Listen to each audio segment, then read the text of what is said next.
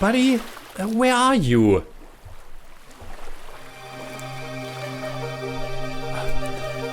What are you doing?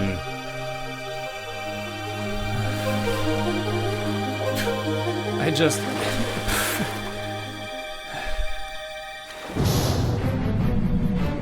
Buddy?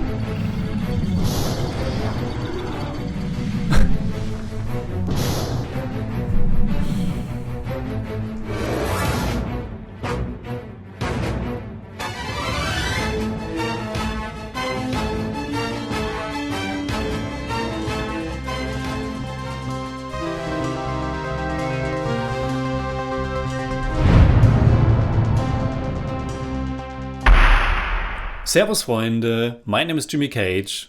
And I'm Dennis, the Bodymeister. In the wake of Triple R, we again realized that there are still a few Rajamouli movies left that we haven't seen. We originally started with the Bahubali movies and then worked our way backward through Rajamouli's filmography. We watched Iga, Maryada Ramana, Magadira, Yamadonga, Vikramarkudu, and now it's time for Chhatrapati, which was released in 2005. It stars Prabhas and Shriya Saran in the leading roles, and Shafi, Bhanupriya, Pradeep Rawat, and Narendra Jha in supporting roles. Chhatrapati was Rajamouli's fourth movie, and you already counted it down, it was our ninth movie that was directed by him. And like with every one of those movies, with Chhatrapati, you know right from the beginning what you're in for. Yeah, 2 minutes into the movie, I was saying to myself something like, okay, so this is what the movie's about. Of course, the story implements some other stuff, but at its core, this is the story of Shiva, played by Prabhas, who got separated from his stepmother and stepbrother after the family had to flee to Visakhapatnam in Andhra Pradesh. Now, this separation was no coincidence because Shiva's stepbrother Ashok hates Shiva and the affection his mother shows him. 12 years later, and Shiva has become a smuggler for the local goons. He's still in search of his mother, but first he has to fight a giant shark. Yeah, we have to talk about that scene. The CGI is of course extremely rough, and I wouldn't accept something like this in an American movie. But because we are used to the craziness and creativity of Rajamouli, I could look past that. It's really rough. I was baffled at how this scene looked. But of course you're right, it doesn't matter that much. And hey, this was 2005, and I think Rajamouli's budget for this movie was something around $1 million, which is like 70 times less than his budget for RRR. More important than the CGI are of course the story and the characters. And to be honest, they are not super interesting, but it's the Rajamouli treatment, the energy, the bonkers nature of it all that makes this movie so entertaining. Yes, but I have to be honest, I think Chhatrapati is his weakest movie for me. It's definitely entertaining, but it also has some stuff that bored me and even straight out annoyed me. The Rajamouli formula is a thing now, but because of the fact that we go backwards through its filmography, we are kind of reverse engineering that formula, and in my mind we are witnessing and seeing things in his early movies that he trimmed in his later movies. After having seen so many of his films by now, we are familiar with the tropes and can see how his filmography took shape over the years. And watching a Rajamouli film is always fun, and by now it has become quite a familiar, cozy experience, to be honest. It's just very interesting because a movie like this was clearly made for a completely different audience. It's a Telugu entertainer for a Telugu audience, and getting a glimpse of that world is fascinating. At this point, it's almost like spending some time with an old friend and knowing that you will have fun for almost 3 hours. At least I had a lot of fun with the film. Of course, I had a lot of fun too. Let's just talk about that stuff first, and if something comes up I didn't like that much, I put my hand up. Alright, let's talk about Prabhas. We of course already know him from Bahubali, and I think he makes a hero that we want to spend time with here as well. He can also be pretty hilarious in the dance numbers because he's so tall and such a hunk, and his choreographies are so much fun. Prabhas is not a bad dancer though. It looks a bit wooden and clumsy because of his physiology, but it's actually pretty impressive what he does. And he has his own style. And there are a lot of songs and dances in the movie, probably 1 or 2 too much, but they are all good. And of course they were all composed by M.M. Keeravani, who made the music for every Rajamouli movie. Of course.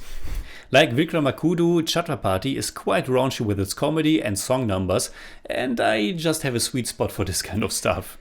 If it works, it works. And it does work here because Prabhas and Shriya Saran have good chemistry and you believe their little love story, which is very typically built up with a lot of errors and misconceptions and a lot of banter. The character of Nilu is fairly superficial, but the performance and charisma of Sriya Saran make it work. She gets pushed into the background in the second half though, which in general is not as good as the first.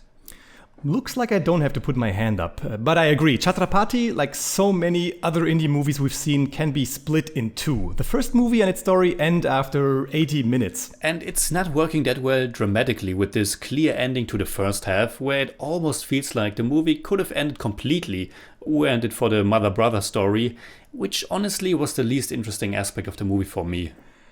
I kind of liked it, at least in parts, because Shafi's performance is so over the top and I just went with it. But I agree with you, the second half hasn't as much drive as the first half. I think the whole movie has problems with the stakes. I never felt invested enough in the story and the characters to really be at that fuck yeah point. I can see that. Adding to that is that there's not one big villain, but several smaller ones, and because of this very distinct break between the first and the second half, it's not as tense and dramatic overall.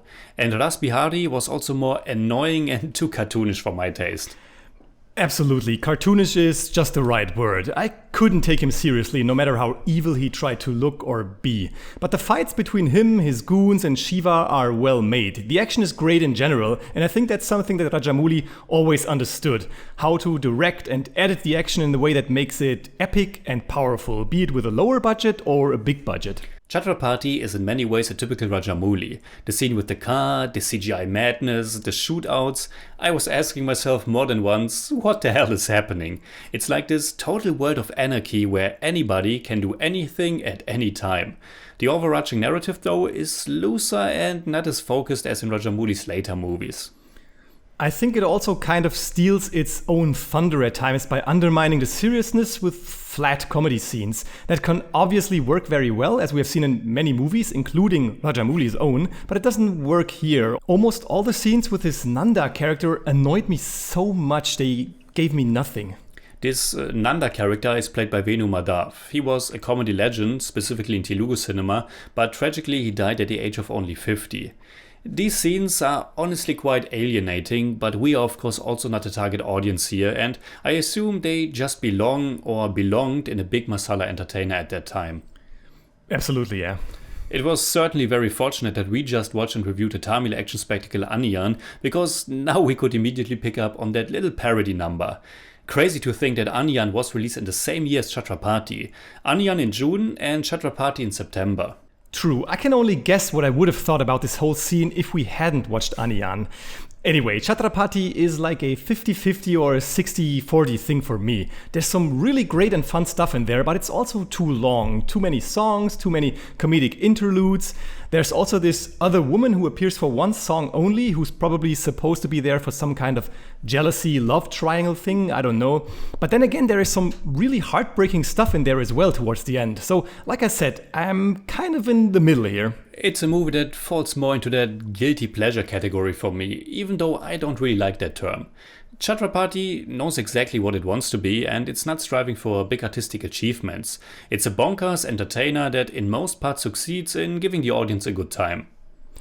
That's fair. So what would we say in German about Chhatrapati? You know what? Let's make this easy. Chhatrapati weiß genau, was er sein will und strebt nicht nach großen künstlerischen Errungenschaften. Er ist ein verrückter Entertainer, dem es größtenteils gelingt, dem Zuschauer einfach eine gute Zeit zu bereiten. I give Chhatrapati 7 out of 10. It's more like 6.8, but I don't do that. For me, it's 6 out of 10. It's more like 6.4, but I don't do that either. Sumama Surya Ramaya Vastavaya Sumama Surya Yamaya Vastavaya Sumama Surya. Did you know that Chhatrapati Shivaji Maharaj, who laid the foundation of the Maratha Empire in western India in 1674, is also known as the father of the Indian Navy? Didn't know that.